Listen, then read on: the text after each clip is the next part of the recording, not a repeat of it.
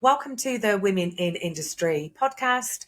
My name is Kirsty Davies-Chinnock, and today I'm joined by Karen Friendship, who's the Managing Director of Aldermen. Aldermen are providers of quality metalwork solutions, supplying both bespoke designs for the furniture, retail and food industry to high volume press components to the commercial, IT and automotive industries. They have their own tool making facilities, so can value engineer many of the manufacturing processes and ensure costs remain competitive throughout the product's life. And Karen is a qualified civil engineer and heads up a dedicated team of 50 at the Plymouth factory. So thank you for joining me, Karen. Welcome. Nice to be here. It's November when we're recording this, and we've met 3 months in a row, including today, because we met in real life for the first time at the UK Metals Expo. You kindly came up in November to my October, even to my Women with Metal conference, and third month in the row. It's have to see what we can do over Christmas. We'll have to get together, definitely. Definitely. So, firstly, why civil engineering? I know your father went alone after he'd had a successful career. Is it Tekail in Plymouth? Yeah, so my father did a tool making apprenticeship down here in Plymouth, finished off his apprenticeship rather, at a place called Tekail. So it was a really big, corporation down here in Plymouth. They employed thousands of people. So he had some really, really good training on that. And then obviously went it alone, as you say, in 1969. I think at the time he'd already got married to my mum, and then they'd run a cafe between them. So my father actually left his tools and went to work with my mum in a cafe. They owned the cafe, and then I think my dad missed his tools and then came back to it, decided to pick up where he left off. A couple of his ex-colleagues and foremen asked him to do a couple of little jobs for them, and it spiraled from there, really. So 1969 was when they started. So we're 55 years old this year, we've just grown organically ever since, taking on extra businesses, a fabrication business in the 80s. We've had three different premises, a couple of extensions, lots of different machines passing through the factory. And then I turned up. and was it your father's sort of career and you watching him do that inspired you to go into civil engineering, or was it just something that you wanted to do? I couldn't actually tell you. I know that I was interested in Lego more than dolls growing up. And I did at school the kind of like the subjects that I was good at. So that was the maths, physics, sciences. So I did them at A level. I then went on and did a course through my sixth form, and it was a girls into engineering. So I think I wanted to use my good subjects to go on and do a degree, but didn't know what degree to go on to. So engineering just seemed like a really good all-rounder. Went on a course, it was at Bath University actually, for girls into engineering. And they introduced us to lots of different civil, structural, chemical engineering, aerospace engineering. There were so many. You could put a word in front of engineering and you could probably find a course on it. And civil engineering was probably my chosen field because we had a bridge building competition in lollipop sticks and balsa wood. Wow. And we won that as a little team of girls. And so I thought, right, I'm going to be the next, Brunel. I'm going to build bridges for the rest of my life and have a plaque with my name on it. So, civil engineering is what I chose, went off to university. I then I did actually have a sponsorship, very rare these days, through my university degree course. So I had a couple of interviews before I went off to uni. So actually I was sponsored by Devon County Council down here in my county in the engineering design group. So literally they supported me through university a little bit, gave me summer work placements, which was fantastic. So I did go and work for them on qualifying for a good 3 to 4 years after I graduated. So I had no aspirations to join my dad, the family business. In fact, I didn't really know what he did. I have to be completely honest. He always told me he was a tool maker.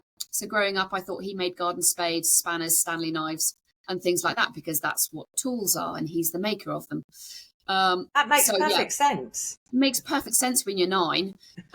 So then I went on a graduate under agreement training program with Devon County Council. So I was on the highways looking after bridges, roads, retaining walls, safety barriers, doing surveying, doing design work, trudging up and down bridges. So, really good. Loved the opportunity in the training career plan that I had set out. And then obviously I finished my training and I had to apply for a permanent post within the council. And the only thing that they could offer me at the time was traffic and transportation.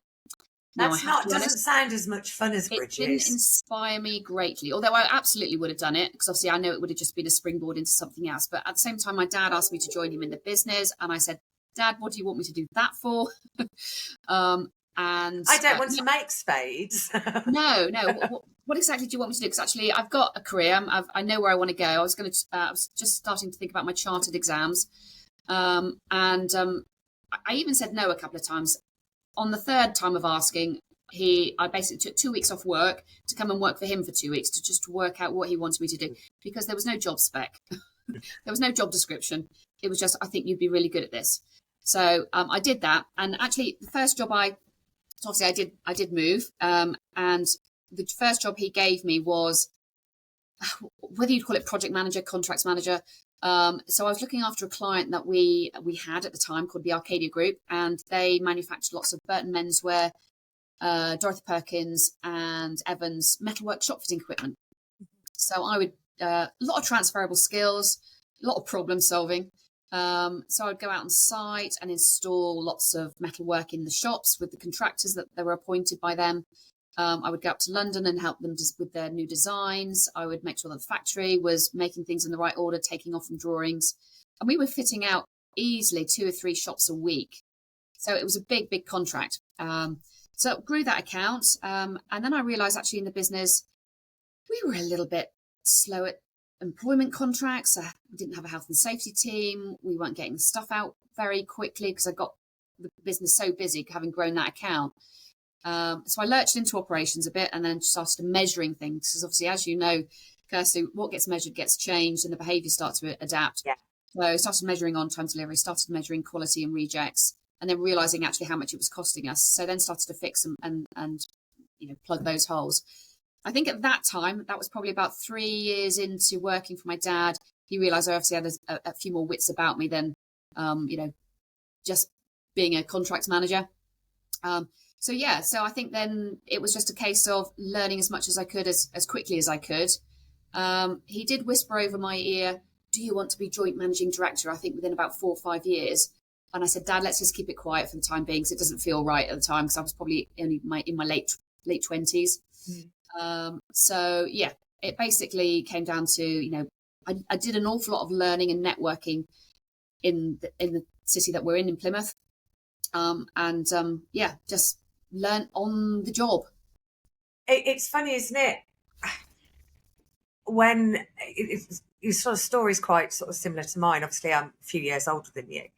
And when I started working with my father, because he set the business up, I sort of did things and learnt quite quickly and did this and did that and everything else. And almost you don't know that you're sort of being taught how to take over and taught how to do the problem solving skills. And when I took over as MD in my 30s, I'd become a director, I think, at 30. And it was good fun, but at the same time, there were 2 companies we knew, and they were both family-owned businesses, and they'd both got sons about my age, and they just didn't hand over the reins. They didn't let them go and make a mistake, and because that's how you learn, isn't it? You go, let's try this, let's rewrite all the contracts and put this in.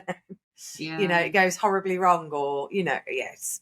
Whether that's a dad and daughter relationship thing, I've got no idea, but actually, very similar. There's lots of companies down here that are being taken over by the next generation, and they're all sons, son-in-laws, or nephews, or and you don't see many ladies. No, we it's one of those things. I used to get asked in the 80s and early 90s, like, oh, it's nice you're working for your dad. Yeah. Do you do the typing? And then I'd be like, no. And the other comment was, oh, it's a shame you haven't got a brother. It's like, I do have a brother. He's not. No. My brother's a very successful managing director of a group of accountants. But to the extent of when, they move house, like if I go around, they're like, can you build that for us? It's like, there's the toolbox. And I'm like, has anyone opened this since the last time I came round and built something for you? It's people have different skills and they're not sort of gender based, if you like. Indeed. So when you did become managing director, was it joint managing director or did your dad sort of step back? Or a mixture of both? You know, it doesn't happen like that, do you? Don't you? Do you want to know a really, really good tip? My father used to come in on a Thursday because he avoided the cleaners at home that way. And he used to come in for 3 or 4 hours and tell me everything I was doing wrong, bless him. And then he went on holiday. He goes on holiday, like he went on holiday. And when he next came in on the Thursday he was back, I'd got rid of his desk. That will do it. That'll definitely send a message. That worked. So, I mean, I'm very fortunate. I had a really lovely relationship with my dad. I would say that, the reprimands weren't there, but also there was no praise. So you have to balance those two things and just hope that you're doing the right thing. But he would let me literally have a go at everything. Yeah. And, and sometimes I fell on my face and learned an awful lot. And sometimes it was a success. And then, that was just a nod. I would say that I think over the years, it was a slow transition. So, I mean, we were both here, but I also had, some other managers and directors in the business that probably were promised a little bit more before I arrived. So I had some challenges amongst the rest of the senior team. Lest I say that they're not here anymore, but it took me a lot of courage and a lot of support and a lot of determination to, ensure that restructure was successful, because actually we're still here and we're thriving. So it was absolutely the right call. I wish I'd done it sooner. I think after that, my father just, literally moved on, but I couldn't get him to stop coming in. So we called him chairman and me managing director. We did the same. He would still turn up at 7:00 every morning, and I would say, Dad, you don't have to be here this early. But of course, he would still want to be on the shop floor and talk to people and then do quotes. And of course, as soon as you get into one job, you have to come in the following day because someone's going to get back to you with some answers. So I did say to my father, I pretty much gave him an ultimatum. So a bit like the desk thing. Dad, if you don't want me to take over, that's fine. I can absolutely pick up my old career. I've got no problem with that. But I think it's really confusing for everybody. So he went on holiday after that sharp conversation for 3 weeks. It was the first 3-week holiday that my mum ever took him on. And I then never saw him. He came back and I never saw him. I went, Dad, you can come back in and do some quotes, and you can, we really need your advice on a few things. So actually, it went from complete chalk and cheese. He was there all the time to there not at all. But we came to a happy compromise over a few months. And obviously he did play a lot more golf. So that was great to see. And it was obviously just lovely to always see him. But come the end, it did feel like a bit of babysitting. I can't have too many coffees with your dad. I've got to get on with certain things. But yeah. We do that now. So we quite often have at several points during the year, like catered buffets, if someone's 20-year anniversary or a big birthday. And we always invite them up for those. And we have one at Christmas and they'll come up for that. And, there are people who've worked here for sort of 40, 30 years that know him quite well.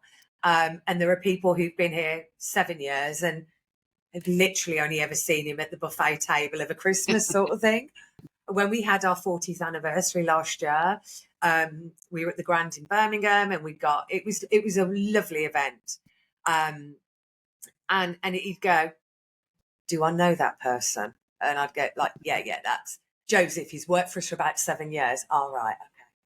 Yeah, Right. yeah. What section's he on? And because you You wouldn't lose touch. necessarily see them, yeah. Yeah, So, but it's nice when they can go away and relax and have the holidays and everything else.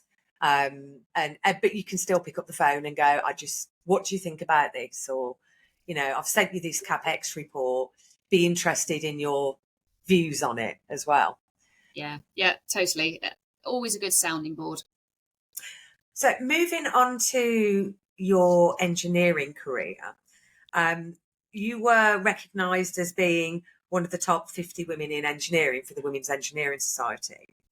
And with Aldermen's as well, you received the Lloyds Bank National Business Award for Business of the Year. Those are really, really big accolades. Congratulations. And what did that recognition do for both you personally and for the team and the business? Yeah. So I guess, as I mentioned earlier, you don't get much praise in this job.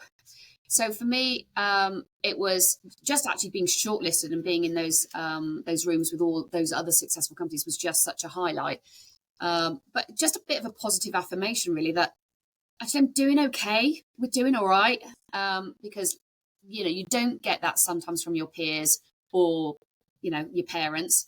So actually that was great. And believe it or not, we entered the Lloyds Bank Employer of the Year award purely because I'd borrowed so much money from them that year. I thought they'd put a good word in. I'd bought a brand new laser machine with a tower system, and it was eye-wateringly expensive, the most expensive asset loan finance that we'd ever had. So I genuinely thought they'll put a good word in for us. But of course, it's completely different opposite ends of their departments and their corporate social. It doesn't work like that. I was like, why I was thinking like that, I've got no idea. But I'm just absolutely hugely proud of the team, really, because we did do a lot of talent development, and taking on apprentices. I'm a STEM ambassador. I do a lot of uni mentoring. But back then, it was brilliant. And of course, you don't stop and pause often and celebrate the successes. And for the team, because I took up to London, and it was a very glitzy affair. I think we had Mo Farah as our inspirational speaker. It's like, Oh, wow, wow. you can't top that, really, can you? No. And Naga Monchetti was actually doing all the awards and the comparing. So actually, it was a really big affair. And I even had to sit on a separate table at the front, away from my team, which obviously I thought it was a very bizarre thing to do, but probably a Some good of thing. them do that. Yeah, so that you're quick to get up and maybe not drink too much, but I don't know. Yeah. The Businesswoman of the Year Awards, you sit with the other finalists, and it's like, well, I've got all my friends on that table over there. Can I go and sit with them, please? Indeed. So that was a real highlight. And of course, the top 50 women, it was absolutely lovely because, unbeknown to me, we obviously went up to the Institute of Engineering up in London. And I actually came across my university flatmate in the third year. She was on the same course as me. She was also up for an award. Oh, so it's fab. like, and I meet her every year when we socialise. And actually, I didn't know she was turning up. So actually, two people from the same flat in the same course in the same year group at university, both picking up an award. It was just fabulous. Oh, So that's yeah, wonderful. that was also a lovely thing to pick up, and just to share your journey with other really successful engineers. You mentioned just then that you take on apprentices, you're a STEM ambassador, you do mentoring at uni as well. And while I was stalking you on LinkedIn, someone has given you like recommended you, as people do, and say nice things about you on LinkedIn. And it says, if you want something doing, ask a busy person to do it. And you are obviously busy, not just with the day job, but also your STEM work. But you're also the chair of the Plymouth Manufacturing Group. What did you get from that role, and how did you get into it? Oh, yeah. So I mentioned earlier about networking and learning from others. So, like I say, there was no training course to teach you how to become a director. So in those early days, and my father always thought I was going off for a bacon bap and a jolly. I was actually visiting other factory sites, picking up their good ideas and actually completely plagiarizing and, palming them off as my own ideas and implementing, strategy boards and QCDS and strategies and, loads of good stuff. So, becoming part of a network like the Plymouth Manufacturing Group down here in Plymouth, it was really important for me to give back a little bit as well. So I've been on the committee for quite some time and helped to expand the network out to allow for SMEs and smaller companies to join, because it was very much a historical, white male gentleman running manufacturing business, but very large company, so over 100, 200, 300 employees. So I helped set up the network membership, which obviously was under 100 employees. We've got about 40 members from the Plymouth Travel to Work area. So it was actually a real honour to be asked to become chair, because actually I'm being recommended by my male counterparts that are running very large manufacturing sites down here in Plymouth. But Plymouth is a real hotspot for engineering and manufacturing employment. So one of the things that appeals is, we don't raise the flag and celebrate manufacturing very much. So Plymouth is the 9th city or top 10 city in the country for manufacturing and engineering employment. So I didn't realise that until I was doing my research. And being obviously from the West Midlands, our factory's based in the Black Country. I think the West Midlands is the second biggest for manufacturing. I think it's the North East that's the biggest, or it could be the Northwest. Apologies, Leeds, Manchester, battle it out amongst you. But it's huge. But I just didn't think about Plymouth. Yeah, so we've got 14% of our working population that is in a manufacturing and engineering company, and we contribute to about, over now 17% of the GVA of Plymouth. Wow. We have some really big clusters like most cities do. So we've got the defence sector and marine sector for Babcock. Obviously, we've got the Devonport Dockyard, and also a big employer down here in Plymouth with super yachts called Princess Yachts. But obviously, we've got the supply chains that supply into them, and we had a lot of investment post-war years in Plymouth, and that's done us really proud. So we just don't. We're one of the biggest cities for employment in our sector, south of Birmingham. We're bigger than Portsmouth, Poole, even probably Swindon and the automotive area.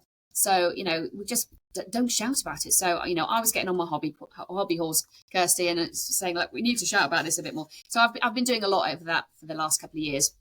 I think just sharing woes, tales, challenges with other executives from manufacturing businesses is really, really valuable.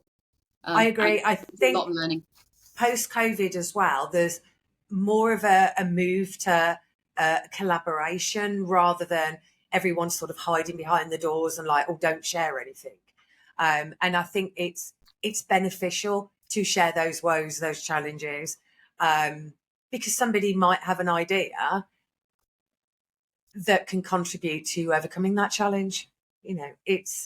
That's what collaboration and talking to our peers can do. It can benefit everyone.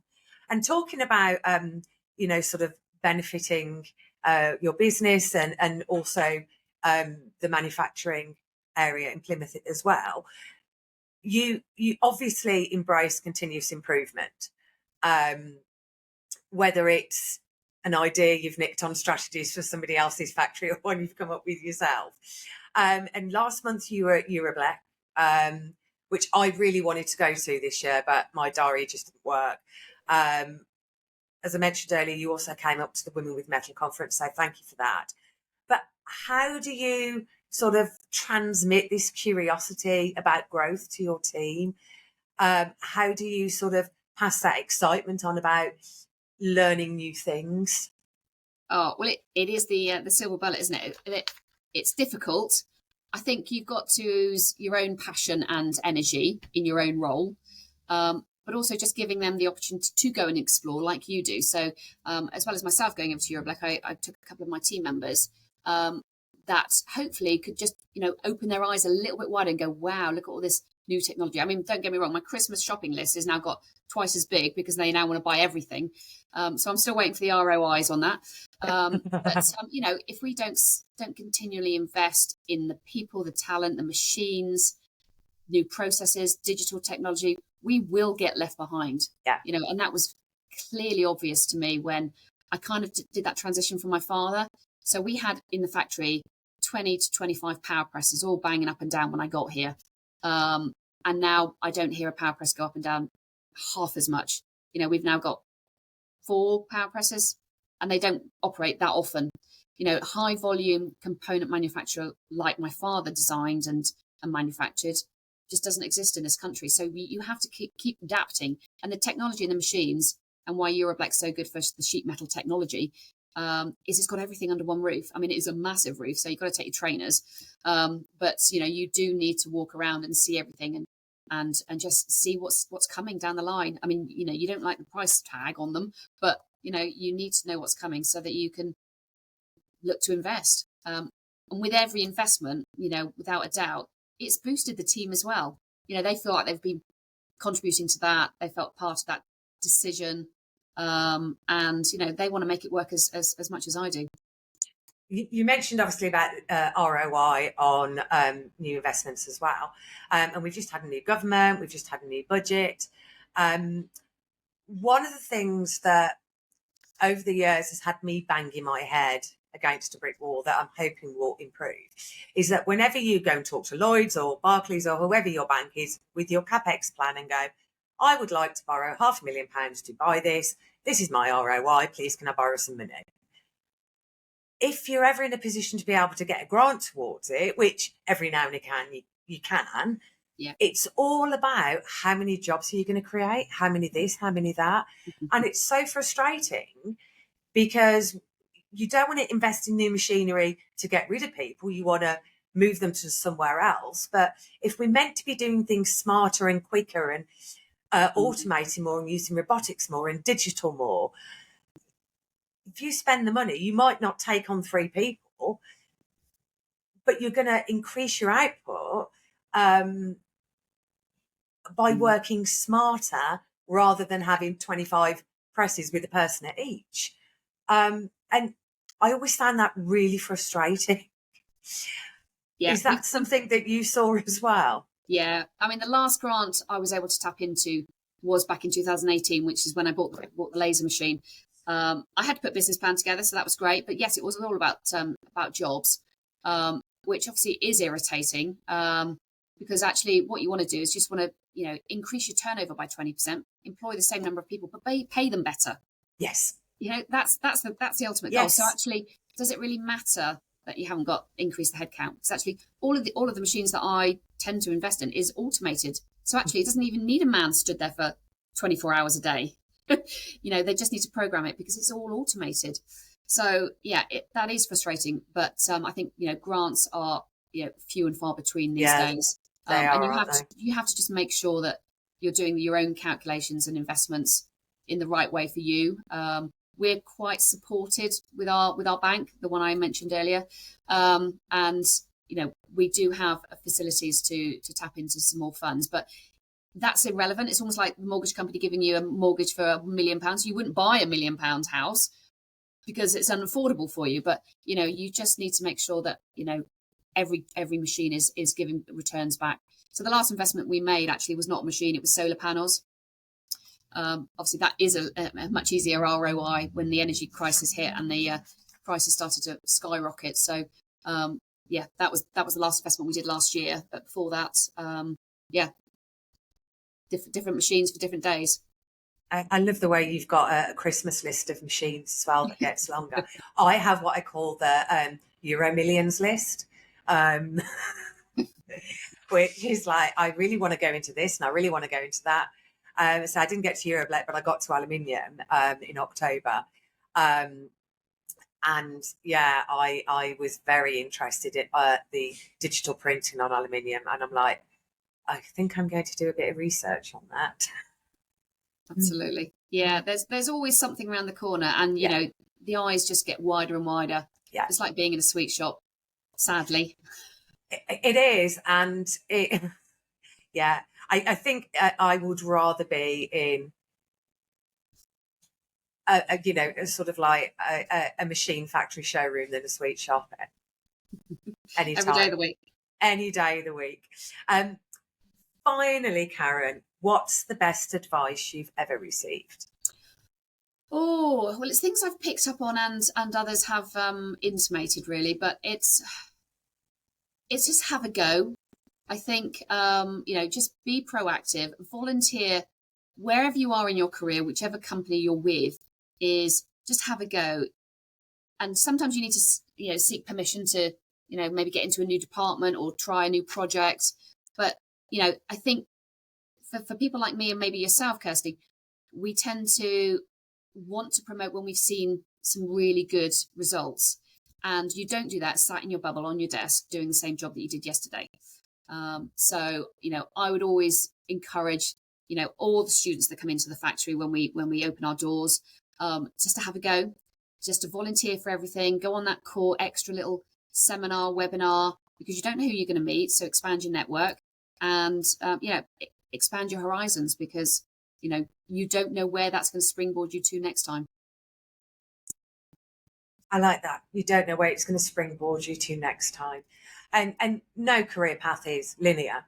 Even if you look back and go, well, it looks fairly linear. There are always steps and surprises and taking the left-hand path when you thought you were going to take the right-hand path, and design bridges for the rest of your life. Well, yes, that's where it all started. And I can just about build a dam with my son at the beach now, but I am quite good at it.